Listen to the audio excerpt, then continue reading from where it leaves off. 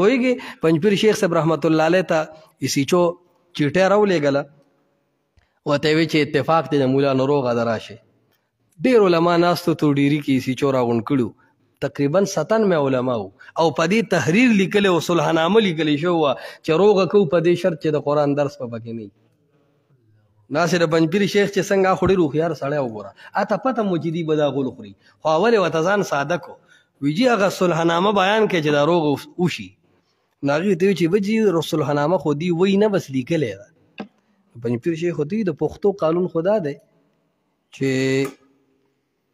خلق صلحنامه روغه کې ناست دي یو کس پاسي واوري چې دا د شرایط دي او روغه بدای لیکل خو نه ورکوي لیکل خو دې ځای کې وشو پټو څوک به مني څوک به واوروي خبره نو او لیکل خو خطرناک چې د قرآن درس په پکې نه نو هغې وي خو بیا پنجپیر شي وي زه خیر دی دا خو د پښتنو قانون دی چې اورېږي وایي دا به پښتانه نه چې تاسو ډامان شاخیل به راجمع شوي وي د شریعت په قانون به وکړي مولان خودي که نه نو وي د شریعت قانون یو کس واوروي د شریعت کې دا شته چې قرآن به نه بیانوي. نو هغه ایسیچو د دې خبرو ته غوږ ایښی نو ایسیچو ورته وایي چې مولانا صاحب ډېر اوږدې مه کوه خو دا کاغذ دی هم وایله.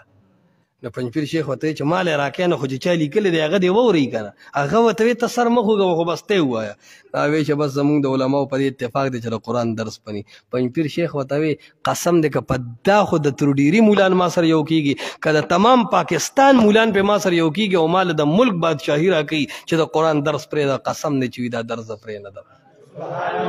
نو بس یاره وي مولا نو اخوا دی خوا وکتل راوکتل شیخ صاحب او شیخ صاحب هغه ایسیچو ته وایي په دې خو ښځې د اوس نه طلاقې شوې خو یاسې ته د دې فیصلې په حق کوي. ایسیچو ورته وایي یاره مولانا صاحب هسې دا خبرې ستا د نرانو دي زه نور نه پوهېږم خو ته بیان کوه د ثوابۍ په سطح چې پتا پرچه کټ کېږي زه بیا ذمه دار یم.